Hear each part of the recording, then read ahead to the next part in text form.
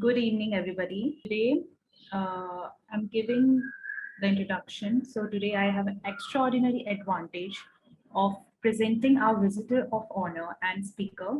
She's a lady of ideals and virtue. I feel thrilled to acquaint her with everybody tonight. Our speaker, Ms. Priya Natarajan. I appreciately invite you to the online webinar on the fundamentals of machine learning facilitated by Verzeo.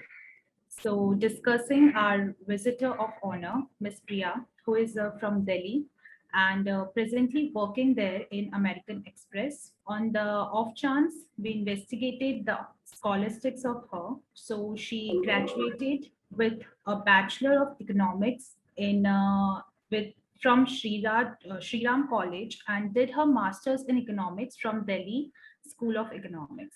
So speaking about her vocational venture, she began as a research associate in NCAR and afterwards joined as an analyst in GE Money for an year. In the year 2007, she joined American Express as a business analyst and worked there for about 3 years. Then, after Amex, she gained the job of assistant manager in Barclays, Noida. Then, at the point in 2011, she was enrolled as manager in Bank of America and worked there for a very long time, that's for 3 years. And afterwards, returning to American Express in 2015 till now, she's functioning as a service delivery leader for a very long time at this point.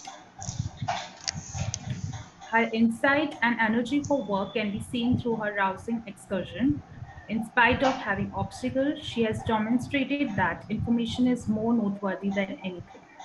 So without further ado, I am giving over the stage to Ms. Priya. Ms. Priya, you can Am I audible? start. Yeah. Am I Yeah, audible? you're audible. Okay, perfect. So I just wanted to share my screen, but I'm not able to share my screen because they are saying, yeah. Okay, great. Yeah. Yeah. Okay, perfect. So just let me know if my screen is visible. Yeah. Yes, it's visible. Perfect. So thank you everybody for joining this webinar, and I'm here to sort of provide a session on machine learning and introduction to machine learning essentially, because I don't know the background of all the participants, so I've tried to keep this session very basic.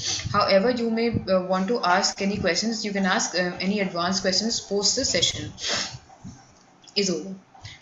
So yeah, so starting with machine learning, I think it's very important to know exactly what is the basic component of machine learning. What is the basic, I would say, like a cell is to a human being. So what is that to machine learning? Basically, it is data. So I just wanted to, take you guys through basically what is data. It is just a set of qualitative or quantitative variables about persons, objects, or many things. So data can be of many kinds. As you can see, there are single character data, true, false, string data, number data, picture data, sound data, video data. This is not an exhaustive list, but just wanted to take you through basically what that's the basic crux or the pillar of machine learning. So this is basically like, and data is a new oil of the economy. I'm sure everybody is aware of what kind of data is there, like for example continuous data, discrete data, all of that is there, but just trying to take you through exactly what's the definition of data. So then I think moving forward, so there is a like an evolution of data, and actually evolution of statistics should have been the really heading. So basically you can see that from 1663 itself, mankind has been very curious about the environment that it is in and everything. So we have been very curious, and we have tried to collect data on on many ways. So earlier, you can, in the early civilizations, you can actually see that in caves, there are those sticks marked. So obviously then that was for marking or recording something, which is actually data. So as you can see, the journey goes on from 1663, the earliest recorded data starts, and 1880 you have the first US census data collected. And Data was collected in 1880 for like the first census that is actually for 10 years, and the analysis itself took 10 years. So you can see that how we have progressed from the analysis that takes 10 years to now what it takes into like in seconds, for that to do. So obviously that has been facilitated a lot, from the data storage, and from, in what perspective the data has been collected, so all of this is there. So this is like a just, trying to sort of give you a journey of how data has been collected and what is the evolution of statistics. So yeah, moving on. So moving on to now, what is artificial intelligence? So artificial intelligence essentially is a field that combines computer science and robust data sets to enable problem solving. So when you see that, you have data and you have you have like basically very refined machinery to analyze the data. So that's basically what artificial intelligence is. So basically there are two types of artificial intelligence. One is essentially for performing specific tasks. For example, you may want to perform prediction, or you may just want to, simple robotics, like, maybe say, like say clean something, or, try to analyze the data, try to see if data, whether this image is a dog or a cat. So all of this is essentially weak AI. So you have strong AI, though it's very theoretical now, but essentially the whole idea of AI is to mimic the human brain. So we essentially want these simple tasks to be, given to robots, so that they can develop an intelligence of their own, that we don't have to keep going after them, or we don't have to train them, things like that. And they can do simple tasks, and then they can eventually move on to doing complex tasks of even thinking, predicting stuff. So basically the idea is to understand the world as it is today. The idea is to understand what is going to happen in the future based on what is happening in the present. So all of this needs a lot of past data analysis, also on also having a perspective of the future. So that is basically what strong AI is going to be about. So as of now, we don't have any we don't have any algorithms in strong AI. This is, equivalent to a human being, or even beyond a human being. But as of now, we are operating in the weak AI sphere, where essentially it's like narrow. Like for example, we have a say a chatbot like Alexa, or we have autonomous driving cars. So all of these is basically weak AI, basically focused on performing tasks, right? So yeah. So moving on, we have something called machine learning. Now this artificial intelligence has a lot of tools. For example, how will we build a self-driving car, or how will we build an image recognition algorithm? So this is done via machine learning. Now what is machine learning? Machine learning is a subfield of artificial intelligence. The goal of machine learning is generally to understand the structure of data and fit that data into model. Now, essentially, now what is a model? A model is basically something, for example, you have given a data and you are given some labels. So you train that data on those labels, so that when new data comes, you can just run that algorithm and get new labels. You don't. So basically, it's like a prediction or like a classification sort of an algorithm. So that is what is called model. So the goal of machine learning is to understand the structure of data and make models, so that we can understand and we can use those models in say classification or prediction. For example, we have say look at here, we have image classification, we have fraud detection, we have diagnostics, weather forecasting, market forecasting, life expectancy, all of this. Basically, we need to understand what our data set is telling us. So we need machine learning, or we need algorithms which are coming from machine learning, so that we can understand the data, we can understand what the data is classified into, we can understand essentially how it is it is structured, so that we can understand and we can predict, or we can forecast that data. So I'm stopping here for any questions, because it may be a little complicated. So if there are any questions at this point, I think it's better, so that it'll be easier for me to go ahead if you guys are clear with the thing. So yeah, any questions as of now? regarding anything that I've said till now? Okay, so I'm taking that as a no. So, for example, we have applications of machine learning. So, you guys must have seen, like obviously everyone goes to an ATM nowadays. So, we have facial recognition technology. So, basically, the camera there will basically tell whether this is a female or a male, and then whether so basically it will help you recognize the face. Second thing is sort of giving us recommendation engine. Now, everyone would have gone to YouTube. So essentially when you click a video, then you also get recommended videos. The algorithm behind the recommended videos is basically machine learning. So this is basically the background behind, or the algorithms are machine learning algorithms. So these are recommendation engines are made with a sort of the backend is machine learning algorithm. Then we have self-driving cars.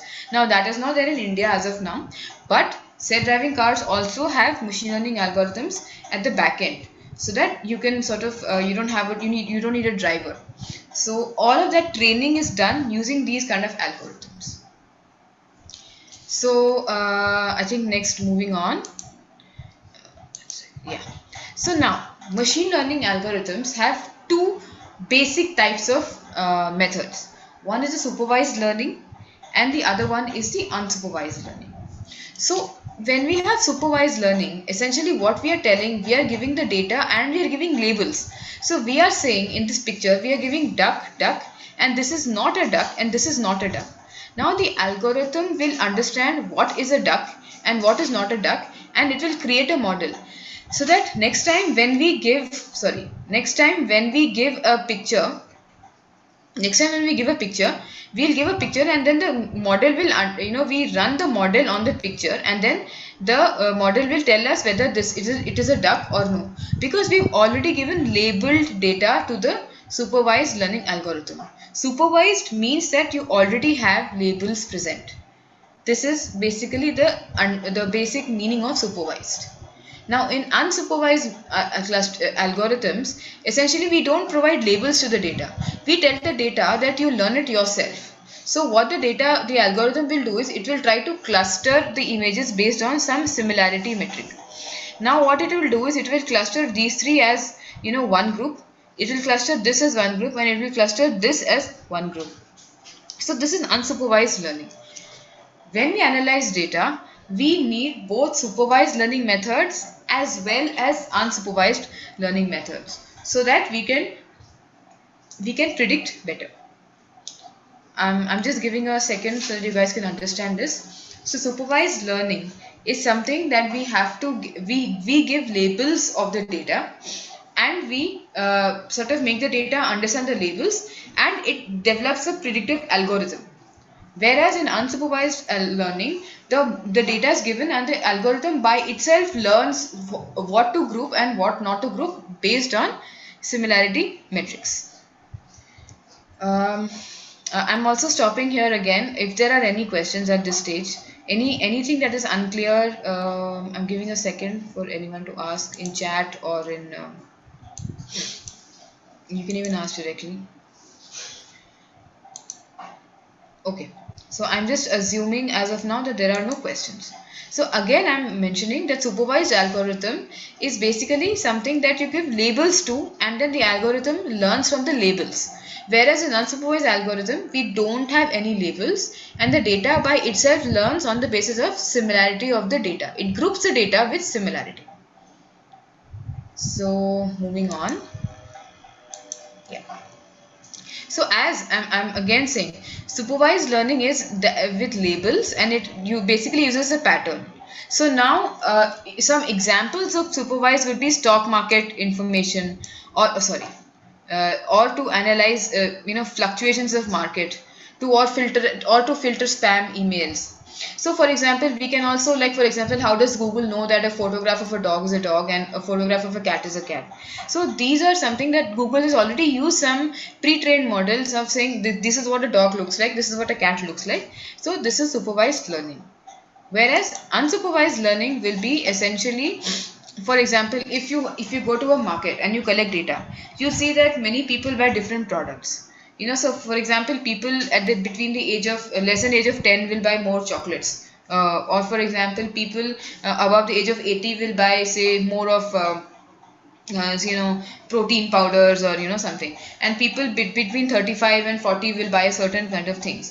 So now when you feed this to the algorithm by itself will categorize, that okay, so 35 to 40 is one group, above 80 is one group, less than 10 is one group. So that is basically what is unsupervised. By itself, the model is the algorithm is learning and trying to segregate data based on similarity in the buying patterns. So, what is unsupervised learning used for? Unsupervised learning can also be used for classifying images. It can be used for, looking for giving recommendations. So, for example, if we know in the past that 35 to 40-year-old people are buying, say, more of entertainment related things, or more of coffee or more of tea, then you can recommend, say, tea products to them, you can recommend coffee products to them. So basically, for making recommendation engines, you use unsupervised learning as well. So you use a combination of unsupervised learning and supervised learning. So so now, in unsupervised learning, how the data learns itself, the question is here. So how can we can you Dheeraj, can you tell me your question, because I can't understand what you've written. How can we can you repeat your question? Yeah. How can we label in the unsupervised learning? Because in the previous slide you saw that in the unsupervised learning they are grouping in this by using the similarities, ma'am. In Yeah. that there is no labels are there, ma'am. So how can we give it to the label, ma'am?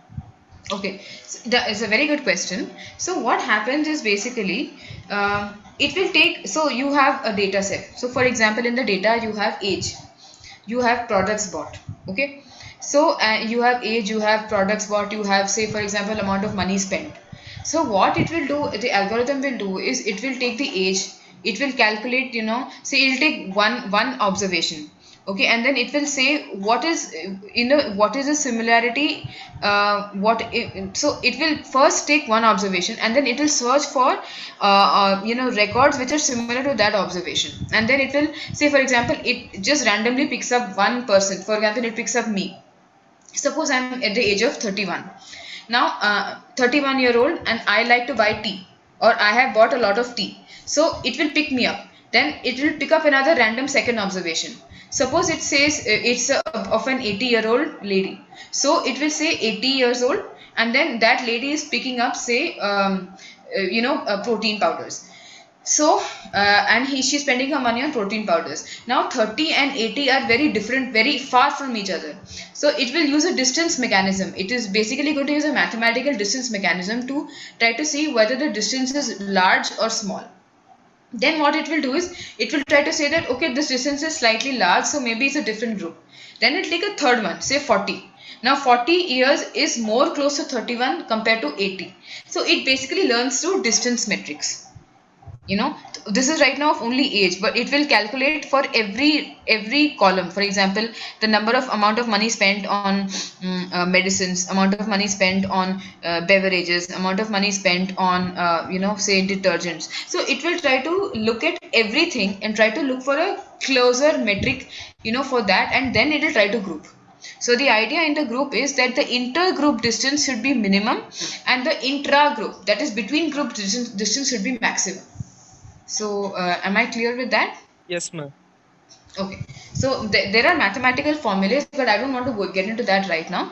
But I'm just trying to tell you that these are two pillars of machine learning. One is unsupervised, where you don't have labels, and the by itself the algorithm will calculate distance matrices, and it will tell you exactly whether the data, how can the data be grouped, based on similarity metrics. The second one is supervised data, which is labeled data. So labeled data is very easy. So we can, as we'll actually go ahead and see what are the kind of basic methods. So yeah. Yeah, so Sagar is asking if we can unsupervised learning, we can give labels indirectly.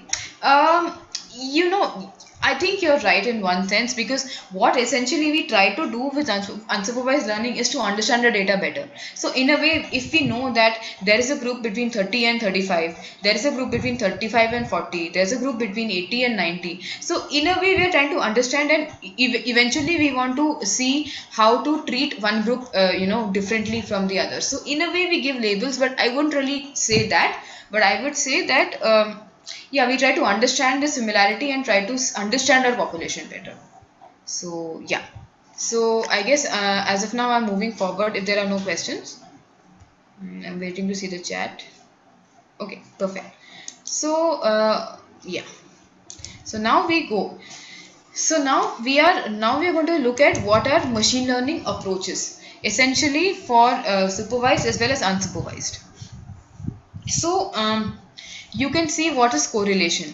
Correlation is, for example, you say you take age and you take income, for example. So I think the more the age, you tend to earn more. So you're probably going to look at a trend and say that, yeah, this is increasing.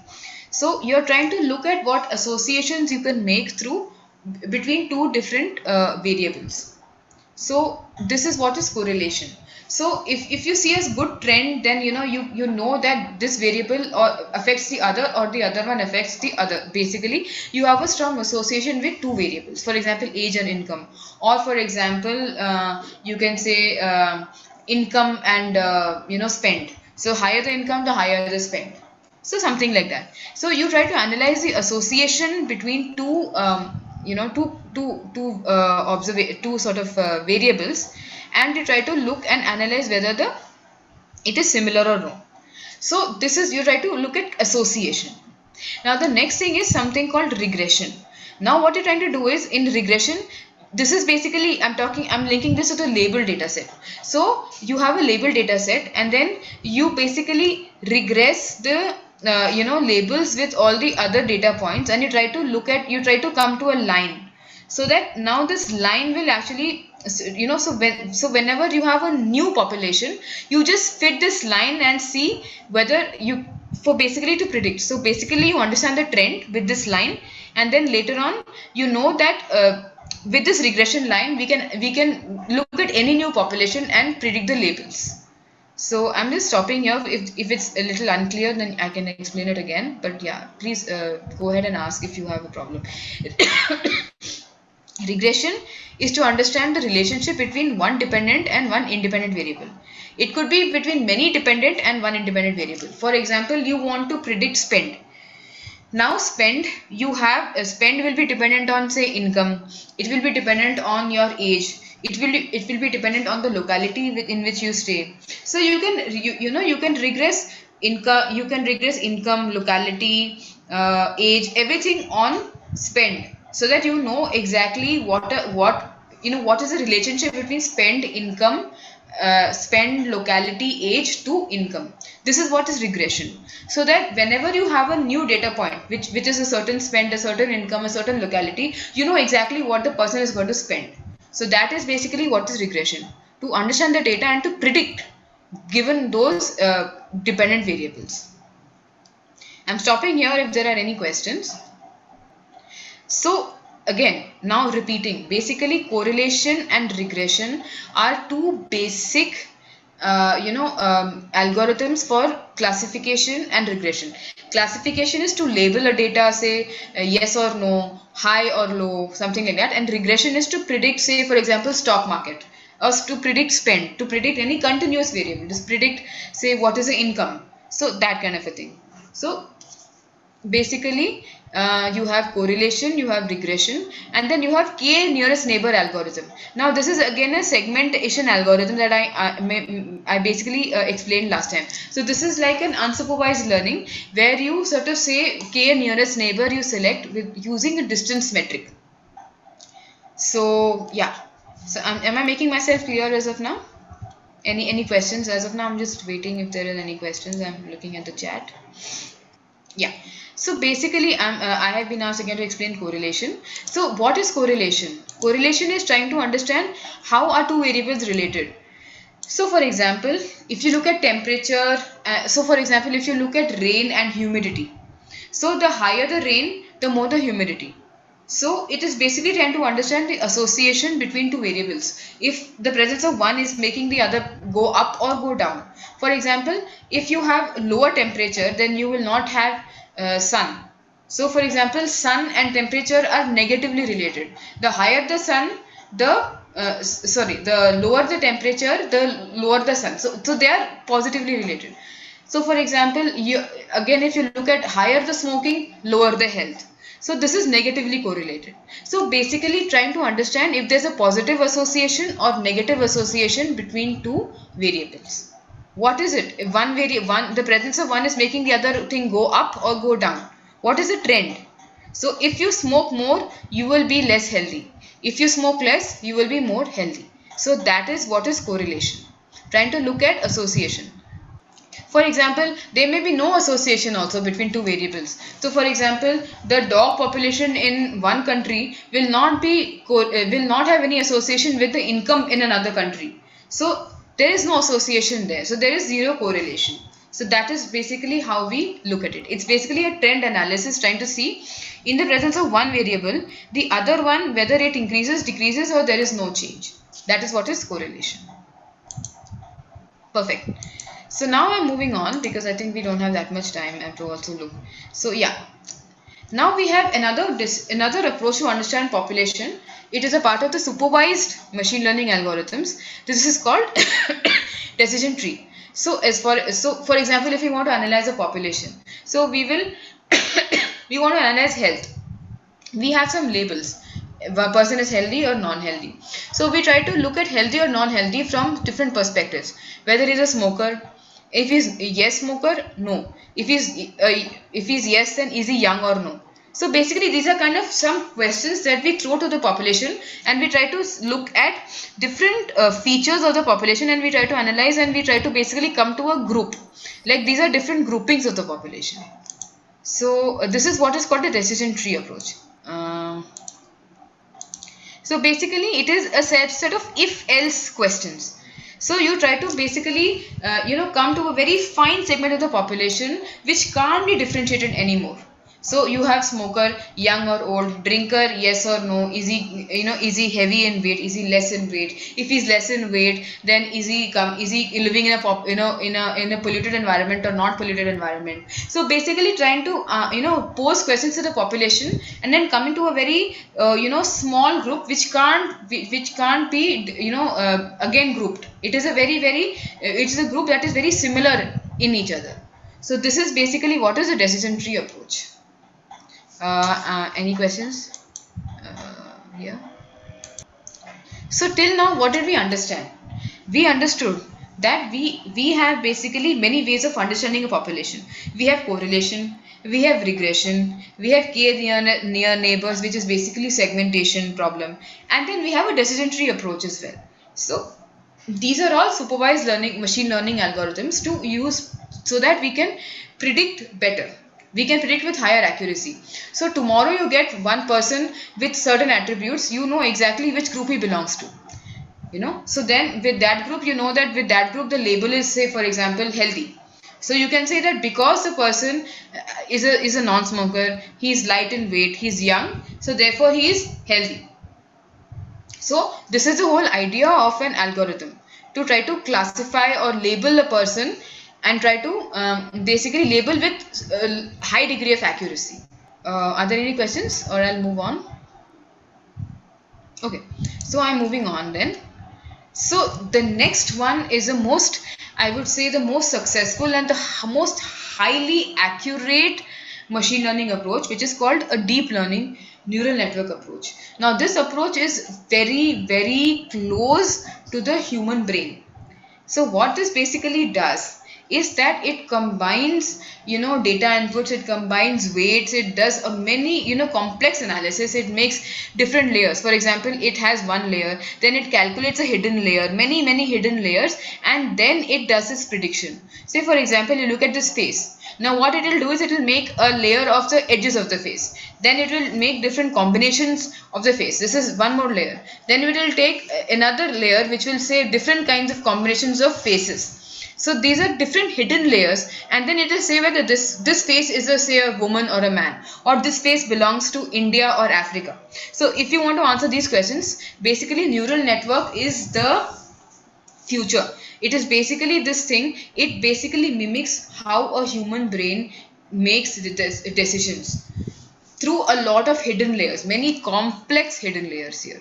So this is how neural network works, and neural network is basically the fundamental of deep learning. So basically deep learning consists of multiple layers of interconnected nodes, so that you can have a very high level of accuracy in your prediction or categorization. Now we have examples of deep learning, which are, for example, speech recognition. You have a translation, then you have chatbots.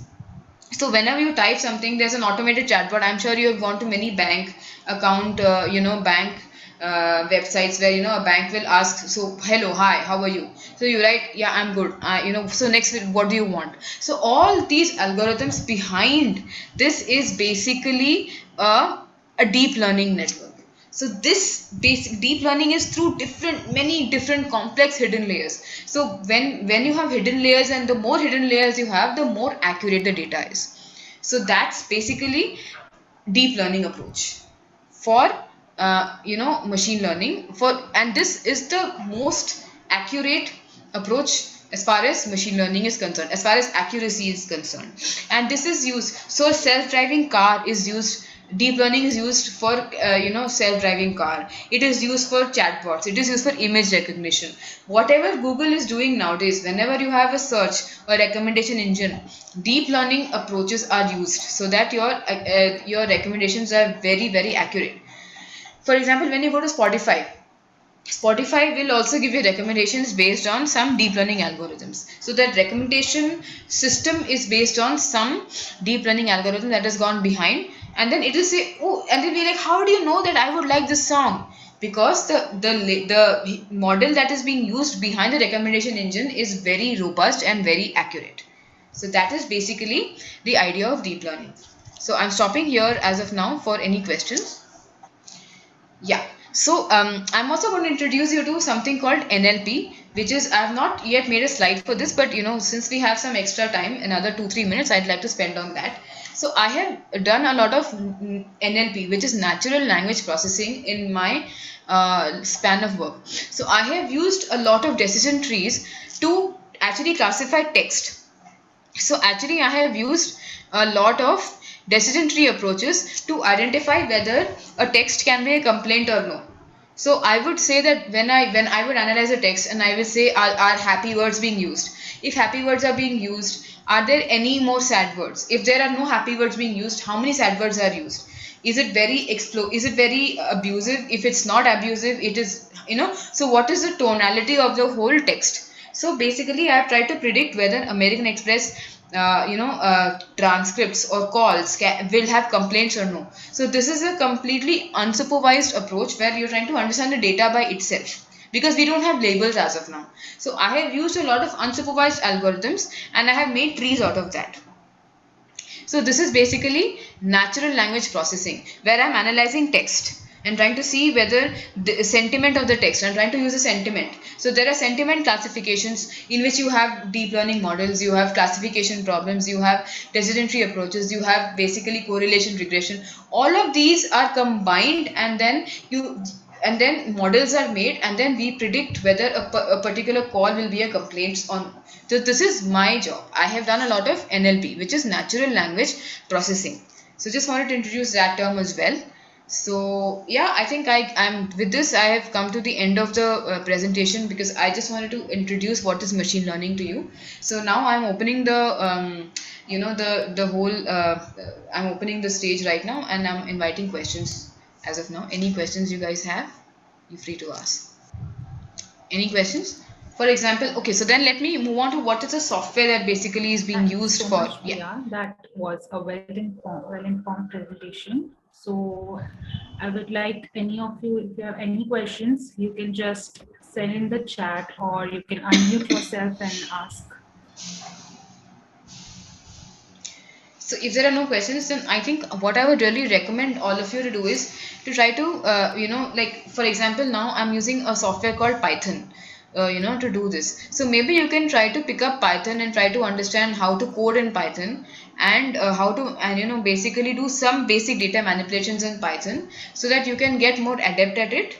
And and then you can also go through basic Coursera courses on machine learning. What is correlation, what is regression, what is statistics, so all those basic concepts so that you can come up the learning curve and you can maybe start a career with machine learning as well. Yeah, I guess I'm done here, so thank you so much. Yeah, it's like I presume nobody has any question. Yeah. So thank you so much, Priya. It was, we are very delighted to have you today with us. So Okay. we will end the webinar here. Thank you so much again for Okay, all thank to you so join. much then.